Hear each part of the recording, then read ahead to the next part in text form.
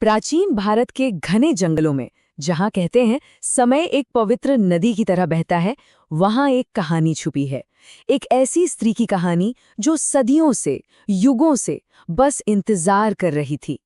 वो मांस की नहीं थी। मतलब उसकी त्वचा में वो जिंदगी की गर्माहट नहीं थी और न ही उसकी नसों में खून दौड़ता था। और सांसें वो भी नहीं। उसके फेफड़ों में हवा की कोई हलचल नहीं थी और उसके होठों से कोई आवाज, कोई शब्द नहीं निकलता था। वो बनी थी पत्थर से, एक शांत, ठंडी, बेजान मूरत जो जैसे समय की धारा में हमेशा के लिए जम गई थी। तो चलिए इस कहानी की जड़ों तक चलते हैं, जानते हैं कि ये सब शुरू कहाँ से हुआ। एक दिव्य रचना से। उनका नाम था अहल्या, और देखिए वो कोई आम स्त्री नहीं थी। कहते हैं कि उन्हें खुद सृष्टिकर्ता ब्रह्मा ने दिव्य मिट्टी से अपने हाथों से घड़ा था। उनकी सुंदरता बेमिसाल थी और उनकी कृपा शाश्वत। कई सालों तक वो अपने पति ज्ञानी ऋषि गौतम के साथ उनके जंगल के आश्रम में बड़ी शांति से रहती थी। उनका जीवन, आप कह सकते हैं, यज्ञ की अग्नि जितना ही पवित्र और नदी के पानी की तरह ही सरल था। लेकिन अक्सर ऐसा होता है कि असाधारण सुंदरता ईर्ष्या को अपनी तरफ खींच ही लेती है। और बस यहीं से इस कहानी में एक बहुत दुखद मोड़ आता है, एक राजा का धोखा। हुआ ये कि स्वर्ग में देवताओं के राजा इंद्र की नज़र अहल्या पर पड़ी और उनकी खूबसूरती देखकर उनकी इच्छा इतनी ज्यादा बढ़ गई कि उसने उनके सही गलत सोचने की शक्ति पर पर्दा डाल दिया। उनकी ताकत ने उनकी आत्मा की आवाज को जैसे अंधाई कर दिया था। वो बस अहल्या के लिए आसक्त हो चुके थे। और फिर एक बहुत ही दुर्भाग्यपूर्ण सुबह, जब ठीक से सूरज भी नहीं निकला था, इंद्र ने अपने धोखे को अंजाम दिया। उन्होंने इंतजार किया कि कब ऋषि गौतम अपने सुबह की प्रार्थना के लिए जाएंगे, और जैसे ही वो गए, इंद्र स्वर्ग से नीचे उतरे। उन्होंने ऋषि गौतम का ही रूप धारण किया और उस निर्दोष अहिल्या को धोखा दिया। लेकिन किस्मत को कुछ और ही मंजूर था।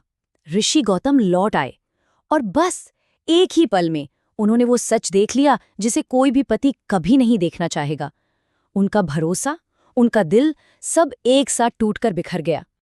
इस धोखे ने एक ऐसे गुस्से को जन्म दिया जिसे रोकना नामुमकिन था, और यहीं से शुरू हुआ पत्थर बन जाने का वो भयानक श्राप। सबसे पहले ऋषि गौतम इंद्र की तरफ मुड़े और श्राप दिया, तुम्हारा शरीर हमेशा के लिए कलंकित हो जाएगा, शर्म की 1000 आंखों से। इंद्र को अपने किए पाप की एक स्थायी निशानी मिल गई। और फिर उन्होंने अपनी ही पत्नी की ओर देखा। अपने दर्द और गुस्से में गौतम को सिर्फ धोखा दिखाई दे रहा था, और उन्होंने वो भयानक शब्द कहे जो सदियों तक गूंजते रहे, तुम पत्थर में बदल जाओगी, दुनिया तुम्हें देख नहीं पाएगी, न तुम जिंदा रहोगी न मृत। और इससे पहले कि ऋषि के शब्द हवा में घुलते, ये भयानक बदलाव शुरू हो गया। उसकी सांसें थम गईं, दिल की धड़कन रुक गई, उसका वो कोमल शरीर धीरे धीरे कठोर होने लगा, और देखते ही देखते अहल्या पत्थर बन गई।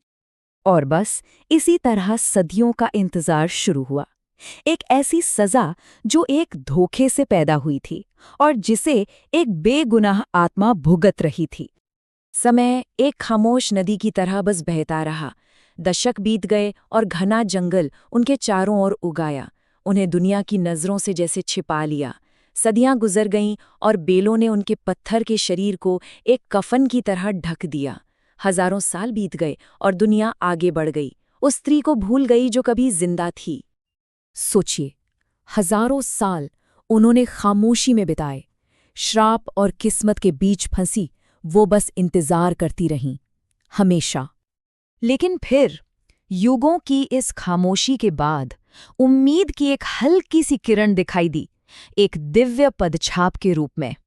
मगर सवाल ये था कि हजारों साल की इस चुप्पी के बाद आखिर ऐसा क्या था जो इस श्राप को तोड़ सकता था? कौन सी ऐसी ताकत थी जो पत्थर में दोबारा जान डाल सकती थी? जवाब तब मिला जब भगवान राम अपने भाई लक्ष्मण और ऋषि विश्वामित्र के साथ उसी जंगल से गुजरे। विश्वामित्र ने उस पत्थर की मूरत की तरफ इशारा किया और कहा, यहाँ अहल्या है, निर्दोष, फिर भी शापित। ये सुनकर भगवान राम का दिल करुणा से भर गया। वो उस पत्थर की मूरत की तरफ आगे बढ़े, और जैसे ही उनके दिव्य चरणों ने उस जमीन को छुआ जहां वो छुपी हुई थीं। वो पत्थर चटकने लगा।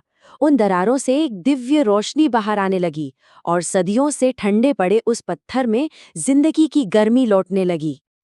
ये पल था क्षमा का और आजादी का। श्राप तो टूट रहा था, लेकिन सच्ची मुक्ति मिलना अभी बाकी था। पत्थर से आजाद होकर अहल्या ने अपनी आंखें खोलीं और सीधा भगवान राम के चरणों में गिर पड़ी। राम ने उन्हें बहुत करुणा से उठाया और आशीर्वाद दिया। तुमने बहुत अन्याय सहा है, लेकिन तुम्हारी तपस्या अब पूरी हुई। उठो अहल्या, तुम स्वतंत्र हो। और जैसे ही राम ने ये शब्द कहे, ऋषि गौतम भी वहां आ गए। लेकिन इस बार उनकी आंखों में गुस्सा नहीं था, बल्कि सदियों का पछतावा था। इस बार उन्होंने सच देखा। उन्होंने अहल्या की अटूट मासूमियत को महसूस किया और उन्होंने अपनी उसी पत्नी को गले से लगा लिया जिसे कभी उन्होंने खुद श्राप दिया था। अहल्या की ये कहानी हमें कई बहुत गहरी बातें सिखाती है। ये दिखाती है कि कैसे कभी-कभी मासूमियत के साथ धोखा हो सकता है और उस धोखे से मिले दर्द को कैसे सहा जाता है। ये एक मोक्ष की कहानी है जो आखिरकार मिलता है।